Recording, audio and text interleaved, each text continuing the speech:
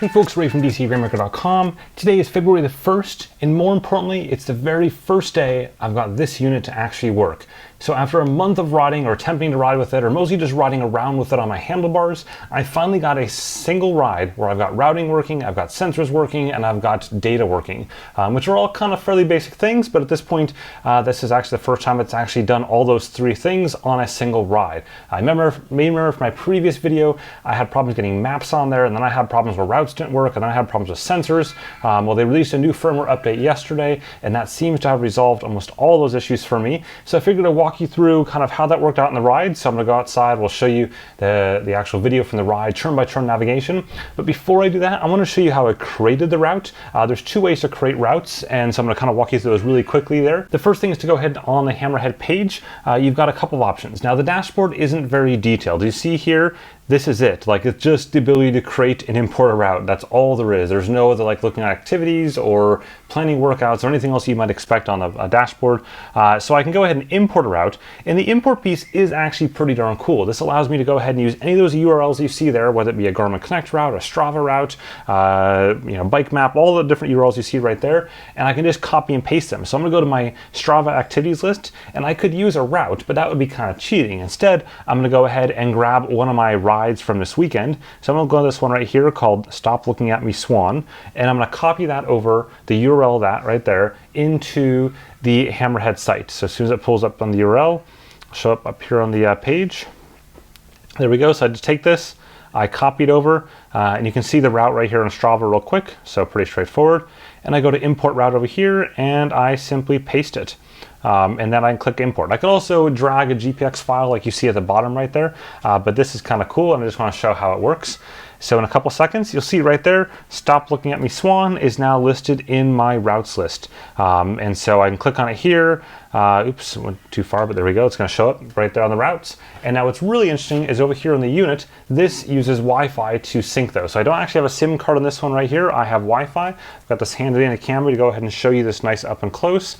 So I'm going to click on the routes button there, and I'll see if it shows up automatically. There we go, right there. The one I just created is listed right there. So super, super quick. Now we can create a route in much the same manner. So I go back here to the main Hammerhead page, oops, without the R there, a little extra. And you'll see the option up here at the top for create. So I'll go ahead and tap that. And then at this point, I can just kind of drag my way around different locations. So similar to what you would see in other mapping engines. So I'm gonna go ahead and down to the bottom. I'm gonna start right here. There we go, click OK to start. Yep, that's fine. And we're just gonna kind of go up this drive here along the beach. I don't have to press the OK confirm button every time. I can just keep on clicking like this, work my way around. I'm just kind of showing you how to create a route. It's really, really simple. I can zoom in if I want to, get a little more detail. I can switch to cycling, the base map instead of the satellite map. So you can see like right there, I didn't like what it did. So I'm gonna click X to undo that one. And instead just choose this there because I chose the wrong side of the road. So it did that little loop that you saw there. Keep on going, go over here. Now at this point, let's say I want to turn back around again. So we're 5 miles out, I want to turn back around. I can go down here and just click on add return leg, and it automatically just routes me back to the beginning along basically the same route. So that's kind of cool. I can look at the elevation profile, and then finally I can save the route. So I'm just gonna call this route February Test Route Sampler Platter, just for the fun of it, and click OK. And then as soon as I do that, it should show up over here on the unit. So we'll go ahead and go back out of the routes page, put the camera onto it, get it in focus, come on, there we go, and click routes. And let's just do a refresh by pulling down real quick to give it a second to do that. And it's not there yet. And I've seen sometimes when I create a route, it takes a little bit of time for it to show up. I'm not really sure why, versus when I import a route, it comes like instantaneously like you just saw right there. So let's see if I can get it one more time. Nope, nothing in yet. So I'll wait a couple seconds, a minute or two, and then I'll go ahead and try to get the route to show up. Okay, no luck on waiting a minute or two. Instead, I'm doing the next trick I know, which is to log out and log back in again. So on the unit here, I can log out of my Hammerhead account. I've tried restarting, by the way, that doesn't usually do the trick. So I just simply click sign out, and then I click sign back in again. And it's sort of like signing in on, any other I can't do that at the same time. And you know, it's basically sort of like signing in any other service. Once you sign in, it pulls all your account information down. So as soon as I do that, click done, and we'll go back into the main menu here and see if I see that new test route listed. There we go. Feb test route sampler platter. Now the next piece is to download the offline maps, and how to do that, it's silly simple. I simply tap that button right there and it downloads those offline maps for that area. Now I'm not entirely clear here if it's going to re-download the maps for this area, since I've already downloaded maps for this particular area, but I'm not really asking questions. It's so quick, I just do it every time just because I feel like it's safe. As I mentioned, I don't have a SIM card in this, or I thought I mentioned I don't have a SIM card in this particular unit. I'm dependent on the Wi-Fi here. I will eventually put a SIM card in there, but for right now I'm just kind of lazy. If I did want to download maps for a larger area, I click on settings, I go down to offline maps, and then I go ahead and just wait for a second. It'll show me the maps I have for my areas here. There we go, so you can see some of those there. I click on add, I'll just zoom out. Zoom, zoom, zoom, zoom, zoom, zoom. There we go, just so you can see kind of a big section. I click on download, and we'll just call this sampler. There we go. And then in a second, I'll be able to scroll down to the bottom and you'll be able to see it downloading it. So there we go. It's downloading the sampler. It doesn't take too long. And this is the piece that wasn't working for me earlier. So it would get to like 96% and crash every single time. Now it's working, no real issues. My Wi-Fi isn't too fast here, so that's really more my limiter than this particular device itself, I don't think. It's just not the fastest interwebs in the world. Okay, so it's all finished up. There we go. Now I can go back and start a ride. So to do that, I click my DCR profile. That's just simply like my bike profiles, if you will, just what I named it. I click on play, I choose add route, and I will choose that February test route sampler, and I click on start. At this point, you will go ahead and see kind of the same metrics you would normally see on a bike computer. I can go right and left by pressing these buttons right here. And I can click and tap on the map to unlock it by tapping this icon right there. And then I can zoom just like you would on a phone. Again, it's kind of tough for me to do with that particular set of fingers and holding the camera at the same time. I'm more of a right-handed person. But you can see right there, I can zoom around, no issues. I can relock the map at that zoom level, and it'll stay at that zoom level as I'm riding along. I can tap this to make sure it resets back to my location if, for example, I had moved it somewhere else. So this is a good time now to go outside and show you how it works while I'm riding a bike. Okay, so here we are riding along. So my next turn there is shown on the map, Beach Street 1 mile right-hand turn. You can see the red path is my upcoming path, and then in the very kind of behind it is like a light gray, which is where I am. If I were to miss a turn, then it goes to a blue line to get me back on course. And it's not just, doesn't require any sort of SIM card. This unit has no SIM card in it at all, so it just does it automatically based on the downloaded map set. Now, one of the things I don't like, you may have just seen it there while I was talking, is that it showed 1 mile and then half a mile. So it jumps from 1 mile down to half a mile and then does tenths of a mile after that. So they say they're gonna fix that because it just seems silly to me to show me the distance. So hopefully we'll see that get all changed. Now, of course, as you know, much debate about it, but there is no beeper on this, no audio alerts or anything like that, so you just got to keep an eye on it, which isn't a huge deal in a place like here where there's not many turns to make. But I've already missed a few other random turns because I just wasn't paying attention. They were super quick turns. The screen itself is easy to see.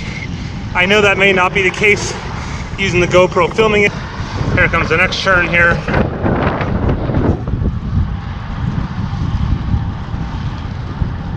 And you can see it's already switched to the next one after that, a third of a mile coming up.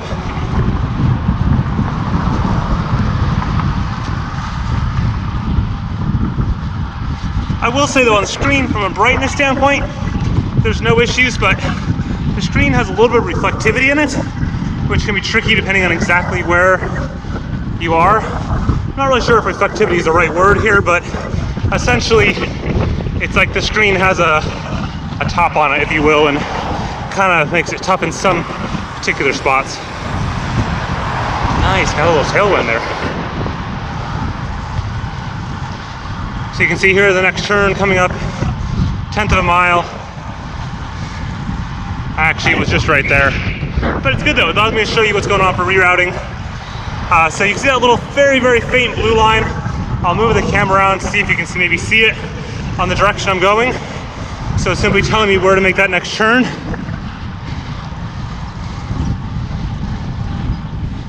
By the way, how pretty is this area? Just awesome. The beach right over that. We'll eventually get to that. There we go, dismiss that again.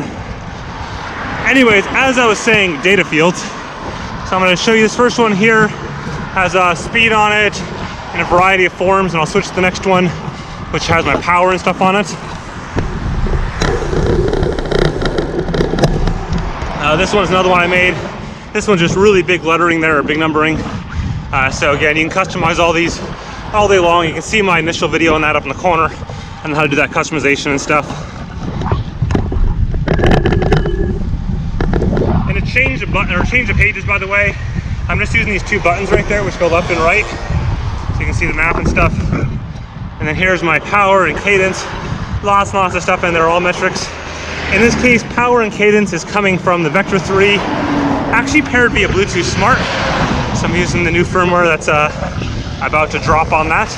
And then the heart rate is coming via the Ticker X, also happens to be Bluetooth Smart.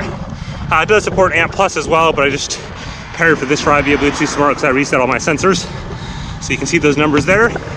And then we got an internal coming up half a mile for looks like a roundabout of some sort. So anyways, let's keep on going. Maybe I'll check in a bit later on the ride. So this is what I was talking about. Just look at this. Look how pretty it is out there. People talk about Perth being like the middle of nowhere, and that's what makes it awesome. Yes, it's like a 5-hour flight from Sydney, but come on, you got like beautiful beaches, sand. Sure, there's great whites, but they don't need too many people per year, so it's all good. You got running out here, cycling like this. It is not bad at all. Just turned around a little bit ago. It's not bad at all, folks. It's definitely where you should be. And you know, you can be on a bike ride too, so it's all perfect.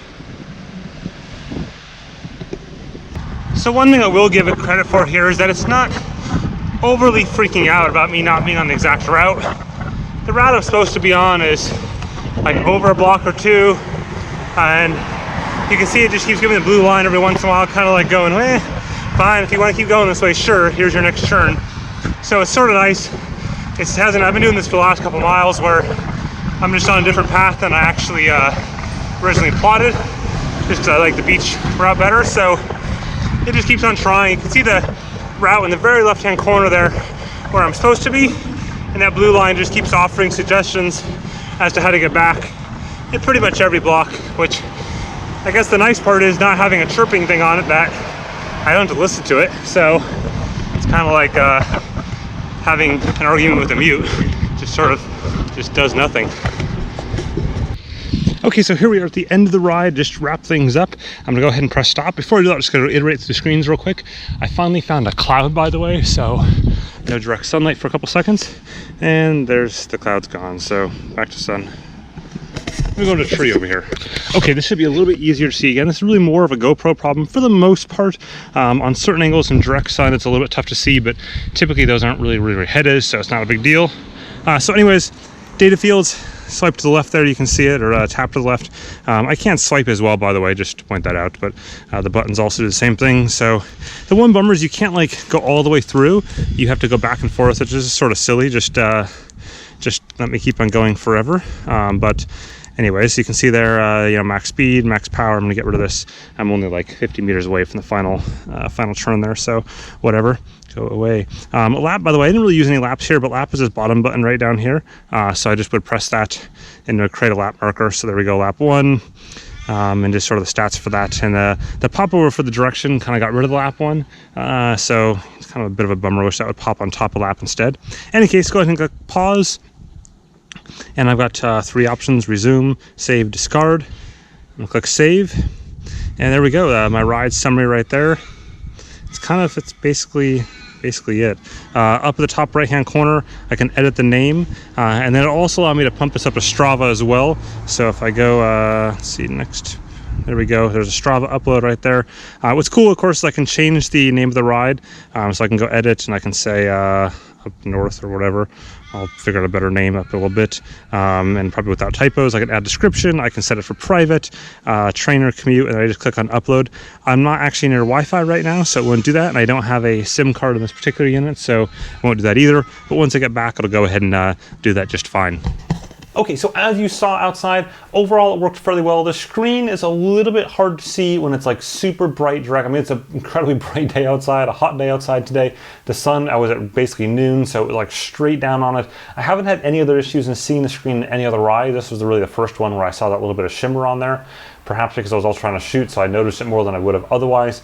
I don't think it's a deal breaker at this point. That's just simply something that's there. As far as the rest of the unit goes, it's tough. Like, I mean, that's what I showed you on that ride is essentially everything there is to show you about the Karoo right now. And so they're at the very beginning of a very long journey on the functionality of that unit. So things like structured workouts don't exist. Things like even downloading my own workout file, it only goes to Strava right now. That's something they're going to change very, very soon, probably like a week or two away. They've also been saying that for a few weeks too, though. And so those are things that are tough. Like I can't upload to Training Peaks or Today's Plan or anywhere else except Strava. And to be fair, the Strava upload is really, really slick and it works really, really well. But that's not like my entire existence on planet Earth. So hopefully they'll get that fixed soon. Things like the dashboard is very, very slim. There is no trainer control. A lot of sensor types like, DI2 isn't supported or ETAP, all that kind of stuff isn't there yet. And they'll get there, but as I've said for a while, I think it's realistically 12 to 18 months from the moment they start shipping to everyone else, to everyone. And that's, I think, what their timetable looks like to get features to the point where I'm not going to say they're going to catch up to a Garmin in 12 to 18 months or a Wahoo to 12 to 18 months, but I think they can be competitive in their own way within 12 to 18 months if they have enough development behind that, software development behind that to catch up. As for buying it today, that's a really tough choice. I mean, it's a big, pretty screen. It's also a pretty big unit. So you got to kind of weigh what you prefer. I'd like to see some more features on there. I'd like to see kind of the roadmap solidify a bit. Things like live tracking, connectivity to phone, smartphone notifications, all that stuff doesn't exist.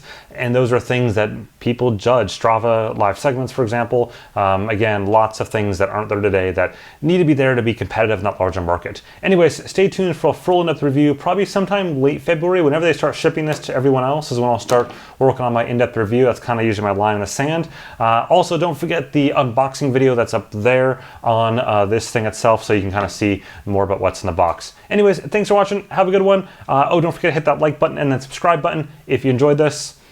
Have a good one.